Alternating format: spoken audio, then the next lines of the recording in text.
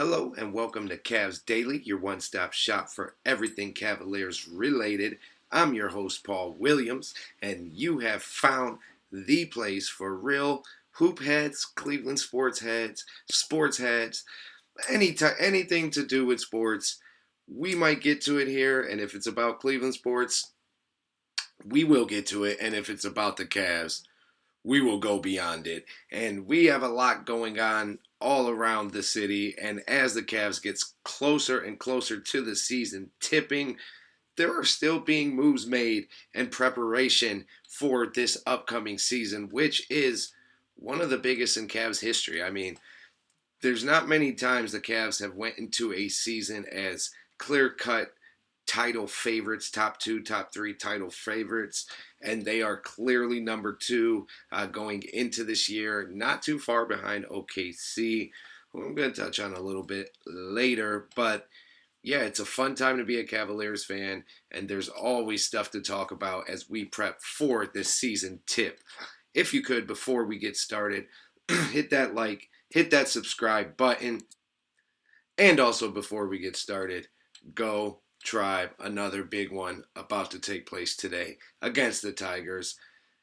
We'll be talking about whatever happens there at another time, but for now, let's get into it with the first topic of the day.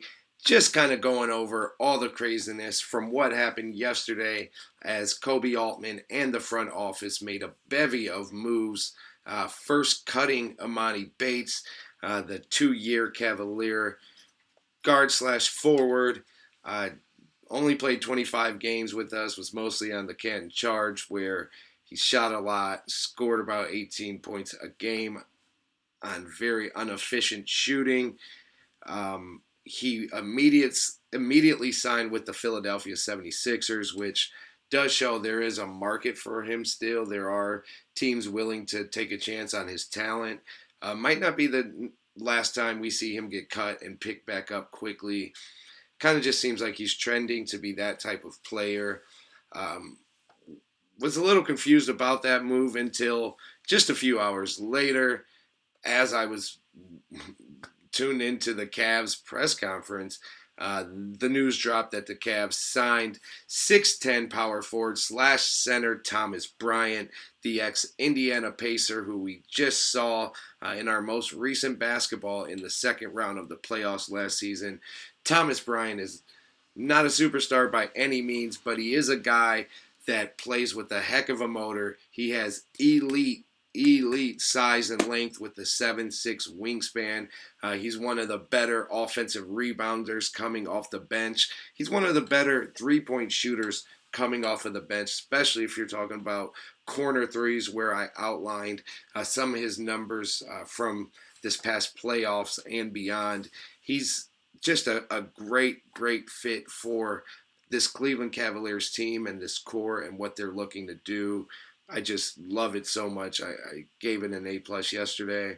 Standing on that today, I'm just excited. He's also just from all I've been able to hear and read and research about him, he's a great guy, character guy that seems like he'll fit in seamlessly with the core and the group that we have and the type of team that we have.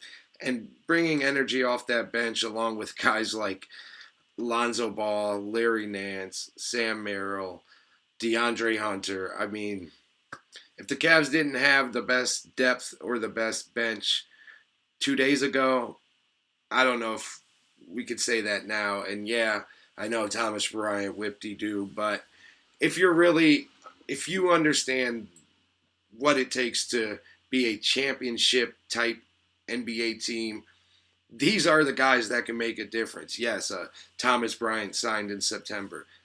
He could be a guy who plays a pivotal role in one playoff game. One, that's all it takes.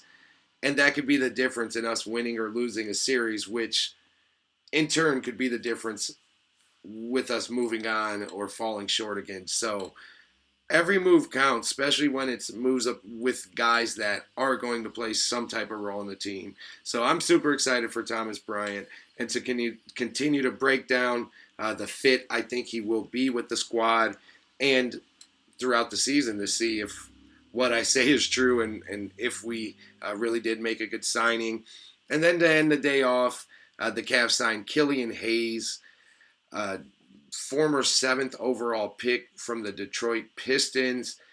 Played 4 years there, and then with the Nets a little bit last year. Played overseas at a young age when he was 15, 16, 17 years old. So got a lot of good experience early on. Had high expectations coming into the league. And I mean, he's a big guard. He's 6'5", long arms, can play defense, averages over a steal a game. He facilitates well, can see the floor well. He can hit the floater. He's a good pick and roll type guy, which is something the Cavs run a lot. And playing off the pick and roll with Evan Mobley, players of that magnitude, who knows? Killian Hayes might play a role at some point as well. Now, I think, is clearly further down the depth chart than Thomas Bryant, even though they play different positions. I think Bryant is the one that is clearly the more important piece as we sit here today in late September.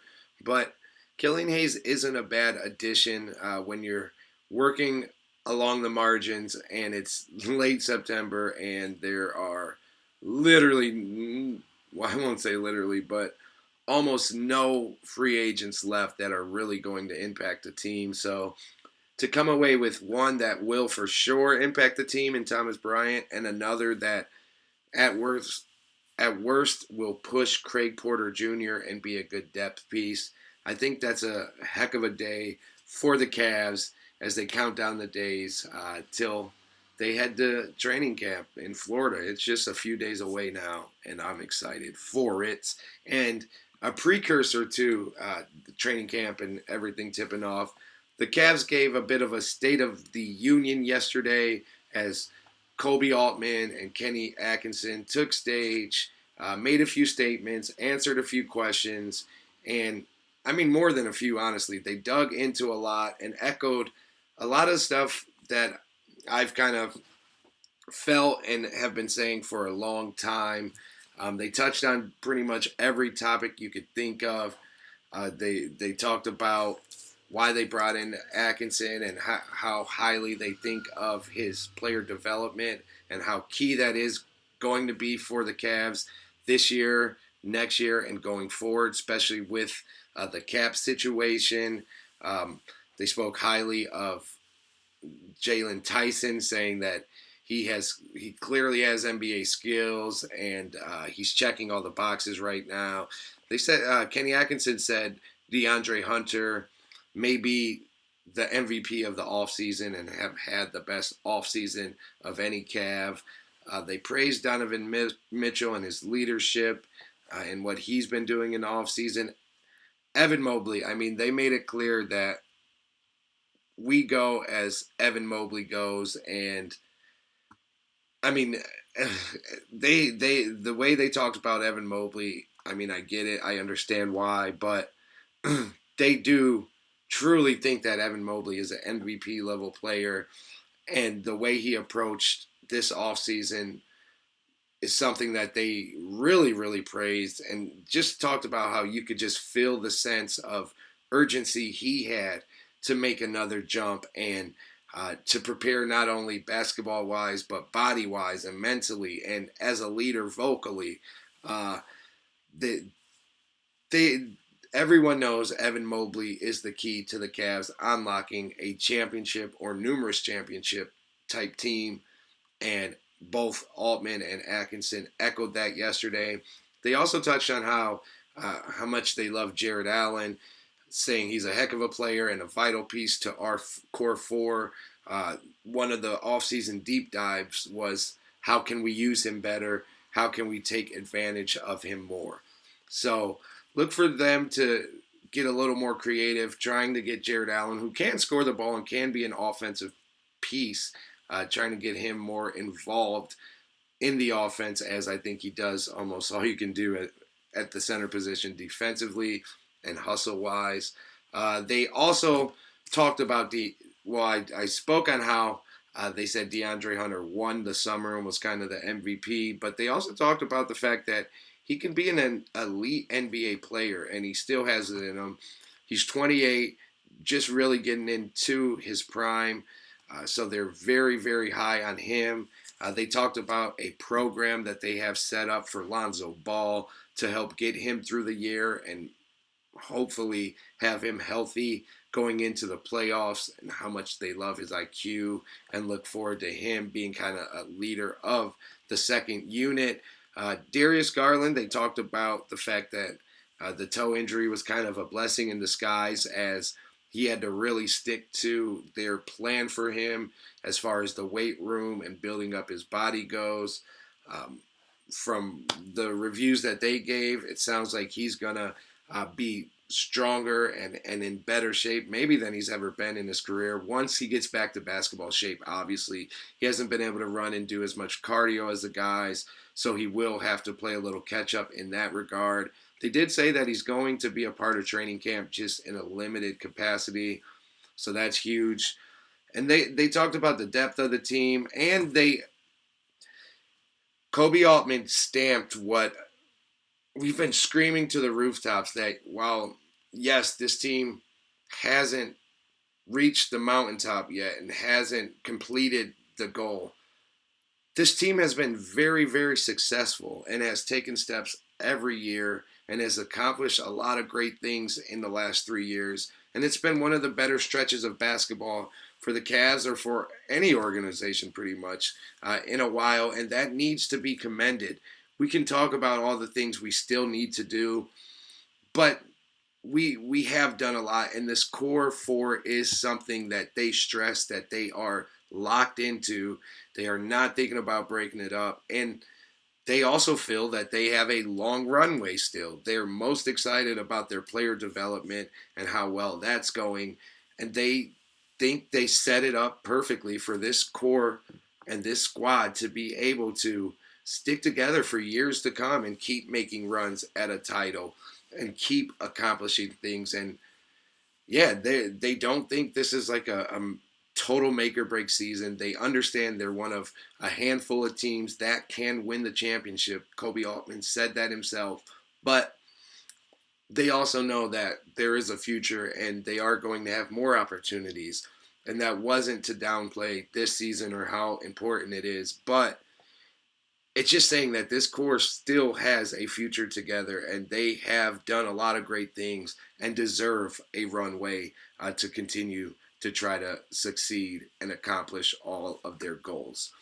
There was more that both Altman and Atkinson got into that we're going to really digest in future episodes, but one of the bigger things were the updates on Darius Garland and also Max Strus. From the sounds of both Altman and Atkinson, it does sound like DG is much further ahead than Max is at this moment in time. It sounded like DG might honestly only miss the first couple weeks of the game, or first couple weeks of the season, maybe the first 10 games.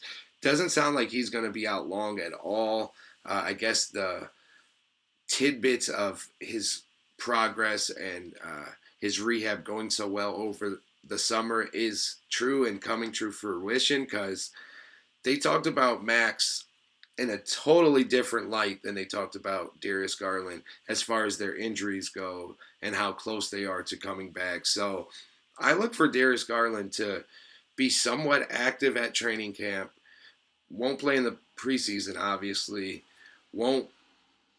Most likely won't play in October, but early to mid-November, I think Darius Garland will be back on the court. They'll probably play it safe with him, and they did kind of allude to that.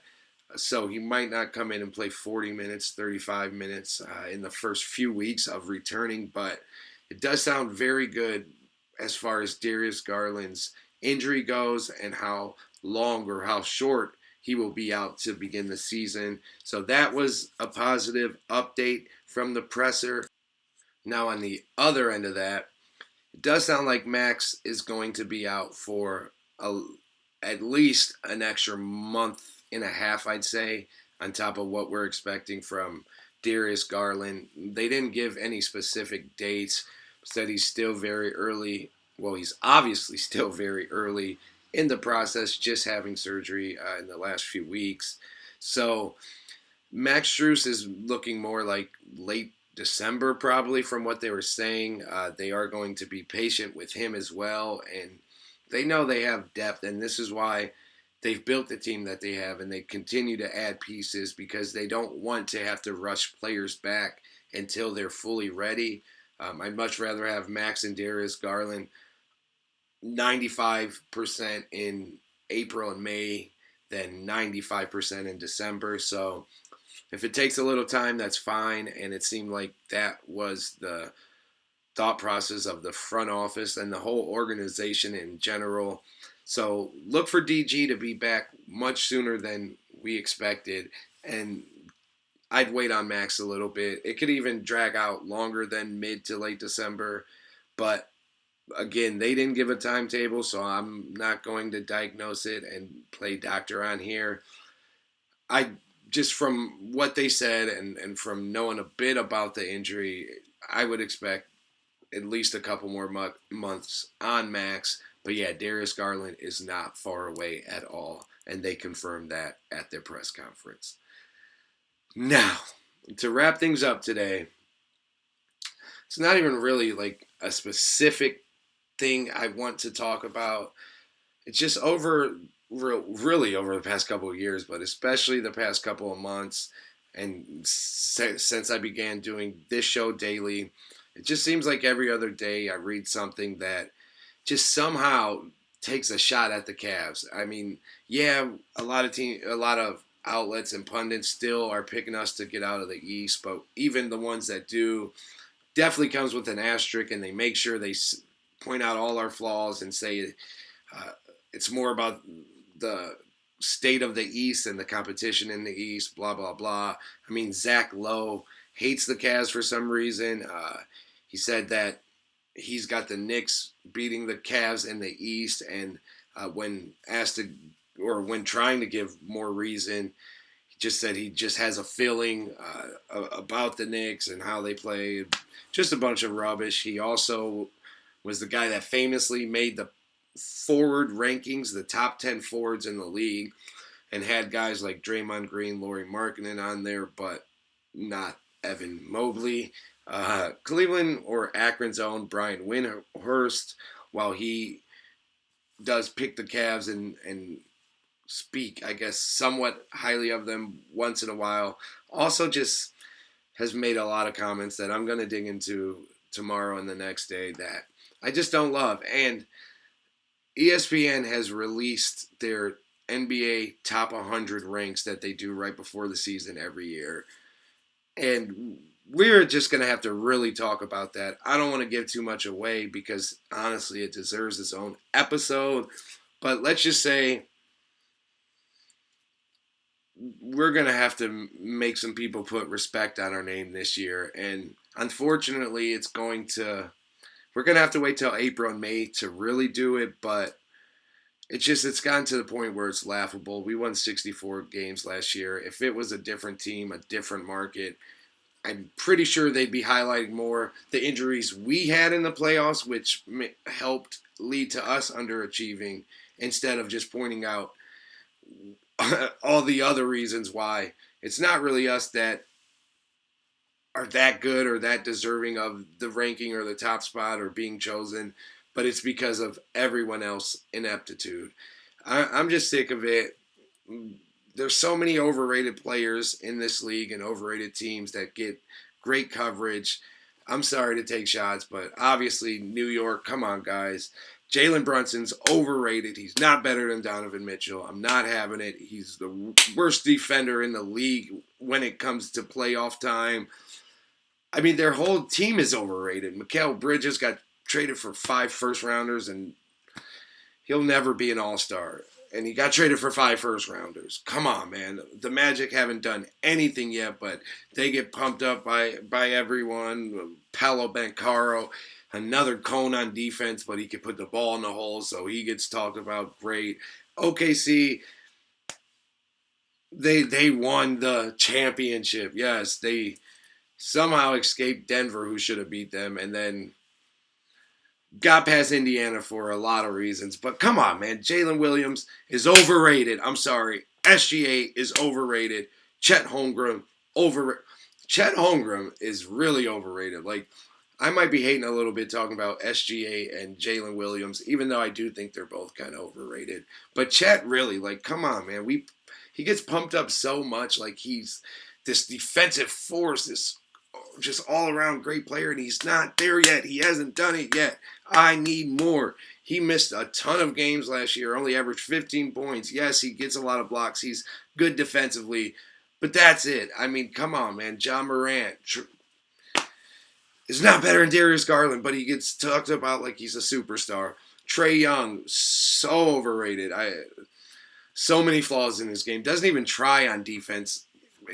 Most of his assists are padding his stats, not actually leading to winning. There's just so many other players and teams that have issues, but it seems like the Cavs take all the shots, and I'm sick of it. And I'm going to be calling them out from now on. And Cleveland needs a voice that's going to like stick up for them and give the other side of the coin. And that's going to be me starting today. So tune in every day to watch me do it for the city of Cleveland. Now that was a lot. I'm sorry that wasn't planned. It just kind of happened. I'm running way over what I usually put out on these Cavs Daily episodes. So we're gonna wrap it up for today. If you're still with me, wow, you're a writer, and I appreciate you. I will be back tomorrow with more. I hope you'll join me then as well. Until then, have a great day, and thanks again.